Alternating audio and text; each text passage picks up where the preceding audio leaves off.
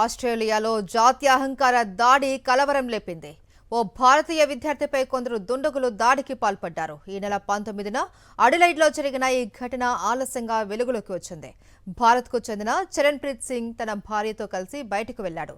తమ కారును ఓ పక్కన పార్క్ చేసి నడుస్తూ ఉండగా 5గురు దుండగులు వేరే వాహనంలో అక్కడికి వచ్చి చరణ్పై భౌతిక దాడికి దిగారు. పదునైన వస్తువులతో కొడుతూ అతన్ని దూషించారు. ఈ ఘటనలో చరణ్ ముఖం, వెనుక భాగాలలో తీవ్ర గాయాలయ్యాయి.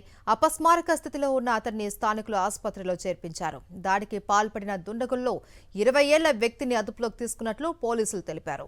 సీసీటీవీ దృశ్యాల ఆధారంగా మిగిలిన వారిని కూడా పట్టుకునేందుకు ప్రయత్నాలు చేస్తున్నారు.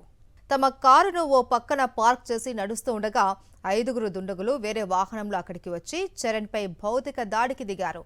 పదునైన వస్తువులతో కొడుతూ అతన్ని దూషించారు. ఈ ఘటనలో చరణ్ ముఖం, వెనుక భాగాలలో తీవ్ర గాయాలయ్యాయి.